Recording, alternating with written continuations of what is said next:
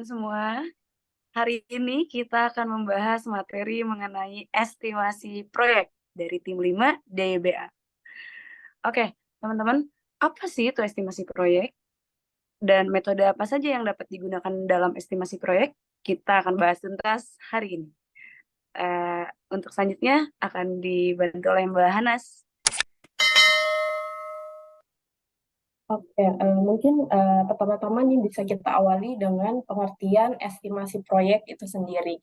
Jadi, estimasi proyek adalah proses untuk menghitung perkiraan atau prediksi tentang berbagai aspek yang terkait dengan proyek atau yang sebelumnya sebelum proyek tersebut dimulai.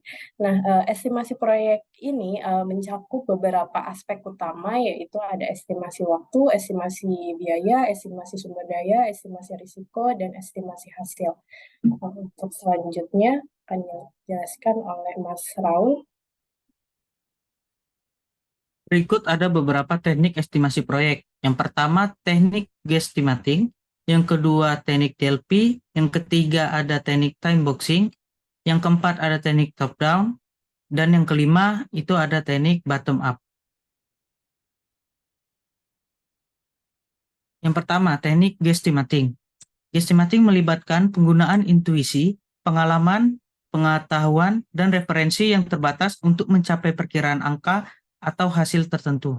Ini seringkali digunakan dalam situasi di mana informasi yang akurat tidak mungkin atau terlalu mahal diperoleh. Metode teknik guesstimating. Yang pertama ada metode analogi, yang kedua ada metode perbandingan presentase, dan yang ketiga metode pengambilan keputusan heuristik. Di teknik guesstimating tersebut ada beberapa keuntungan. Yang pertama, kecepatan dan efisiensi, fleksibilitas, pendekatan kualitatif, pengalaman dan intuisi, dan memotivasi penelitian selanjutnya. Kekurangan untuk teknik guesstimating diantaranya ada ketidakakuratan, yang kedua tidak konsisten, potensi pemborosan sumber daya, tidak reproduktif, dan tingkat ketidakpastian yang tinggi. Selanjutnya. Ya, selanjutnya adalah teknik Delphi. Nah, teknik Delphi ini adalah salah satu metode yang digunakan dalam estimasi proyek untuk mendapatkan konsensus dari sekelompok ahli atau pakar dalam bidang terkait. Nah, untuk langkah-langkahnya sendiri, yang pertama menyeleksi ahli atau pakar terkait dengan proyek atau topik tertentu. Nah, yang kedua menentukan pertanyaan atau pernyataan terkait proyek yang akan diestimasi. Lalu selanjutnya ada proses iteratif di mana di sini para ahli memberikan estimasi mereka secara anonim tanpa pengaruh dari individu lain. Nah, selanjutnya hasil dari estimasi tersebut dikompilasi dan diringkas, lalu umpan baliknya akan diberikan kepada para ahli tanpa mengungkapkan identitas pemberi jawaban. Selanjutnya adalah proses iterasi lanjutan, di mana proses estimasi berlanjut melalui beberapa putaran hingga mencapai kesepakatan dan konsensus. Selanjutnya yang terakhir, apabila sudah mencapai konsensus, itu di antara ahli mengenai perkiraan yang mendekati kesepakatan. Nah, untuk teknik Delphi ini sendiri memiliki beberapa kelebihan, di antaranya memungkinkan partisipasi ahli dari berbagai lokasi geografis tanpa memerlukan pertemuan fisik. Selanjutnya, anonimitas, yaitu para peserta memberikan estimasi secara anonim yang dapat mengurangi resiko pengaruh sosial atau dominasi dari individu tertentu.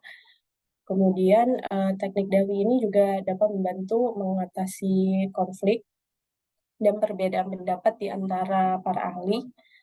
Nah, namun ada juga beberapa kekurangan dari teknik ini, seperti prosesnya yang memakan waktu cukup lama dan juga biaya yang cukup besar. Kemudian terbatas pada jumlah pesertanya dan yang terakhir mungkin kurang responsif terhadap perubahan lingkungan. Selanjutnya akan dijelaskan oleh Mas Dirga. Terima kasih Mbak Anas. Untuk selanjutnya saya akan menjelaskan tentang estimasi proyek dengan teknik time boxing. Di time boxing sendiri adalah suatu teknik manajemen waktu yang membagi waktu menjadi periode tertentu dengan tujuan memaksimalkan produktivitas dan fokus. Dalam teknik ini berasal dari metode Agile dan dipopulerkan oleh ilmuwan komputer James Martin pada tahun 1980-an. Next.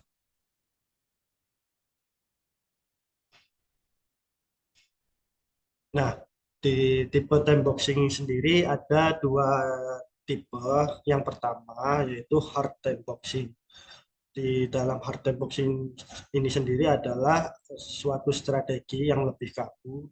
Jika gagal menyelesaikan sebuah tugas sesuai dengan waktu yang telah dialokasikan, maka harus berhenti dan mengerjakan dan beralih ke tugas selanjutnya.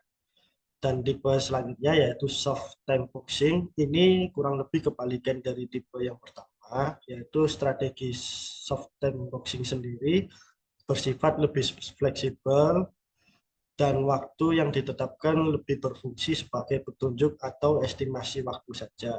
Namun tetap perlu kita berkomitmen penuh untuk menyelesaikan tugas tersebut sesuai dengan deadline alokasi waktu yang sudah ditentukan. Next.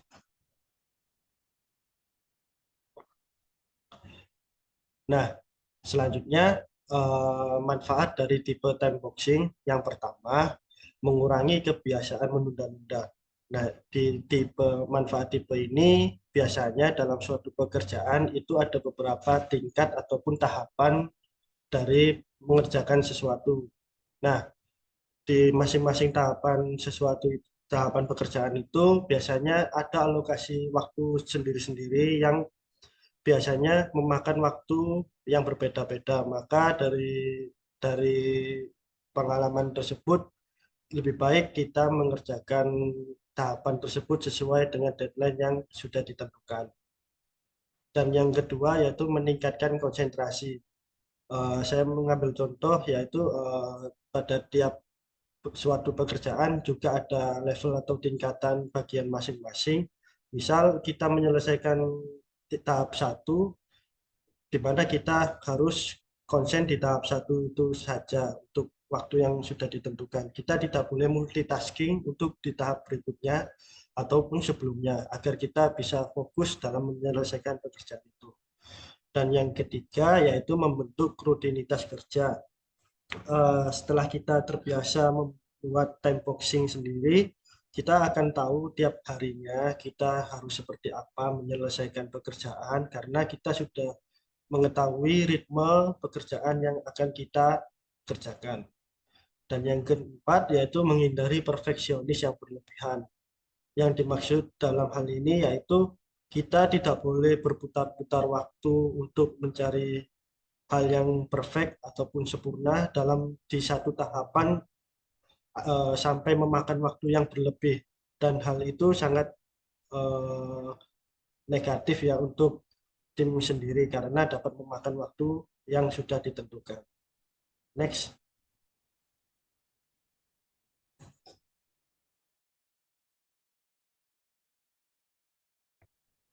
Selanjutnya ada teknik estimasi top-down.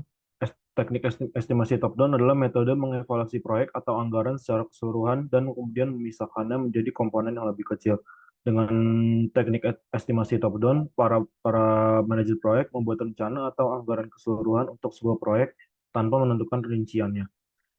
Teknik estimasi top-down sering digunakan untuk kondisi tidak pasti. Berikut adalah metode-metodenya, yaitu metode konsensus. Metode konsensus membebaskan tanggung jawab perhitungan dari satu orang. Para manajer ini menggunakan pengetahuan dan pengalaman mereka untuk menyepakati pikiran. Yang kedua, ada metode rasio. Metode rasio menggunakan fitur proyek utama untuk memperkirakan total biaya dan durasi proyek. Manajer proyek dapat menggunakan biaya rata-rata perusahaan mereka untuk memperkirakan biaya proyek. Yang ketiga, ada metode pembagian. Metode pembagian menciptakan perincian tingkat tinggi dari struktur biaya proyek. Ini berfungsi dengan baik ketika proyek sebelumnya dapat memberikan data yang tepat tentang fitur dan biaya. Kemudian ada keuntungan dari estimasi top-down. Yang pertama adalah bermanfaat saat membuat keputusan awal. Yang kedua, estimasi yang fleksibel. Yang ketiga, membutuhkan lebih sedikit usaha daripada teknik estimasi lainnya. Kemudian ada kekurangan estimasi top-down, yaitu perbedaan dengan biaya proyek aktual. Dan yang kedua, bergantung pada asumsi. Next.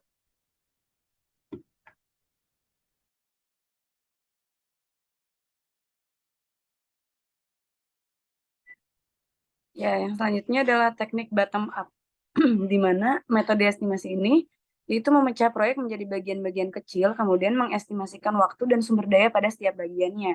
Adapun langkah-langkah dalam perencanaan bottom up ini yaitu yang pertama, mengidentifikasi tugas-tugas individual yang diperlukan dalam proyek, kemudian mengestimasikan waktu yang diperlukan, kemudian menghitung jumlah sumber daya yang dibutuhkan untuk setiap tugas. Kemudian yang terakhir, mengkonsolidasikan estimasi untuk mendapatkan estimasi total proyeknya. Adapun kelebihan dari perencanaan bottom up ini, yang pertama akurasi yang lebih tinggi dan lebih akurat. Kemudian memungkinkan manajer proyek ini dapat mengidentifikasi tugas-tugas kritis yang mempengaruhi jadwal keseluruhan. Dan yang terakhir, memfasilitasi alokasi sumber daya yang lebih efisien. Adapun kekurangan dalam perencanaan bottom up ini, yaitu memerlukan waktu dan usaha yang lebih besar. Kemudian sulit diterapkan untuk proyek yang sangat kompleks.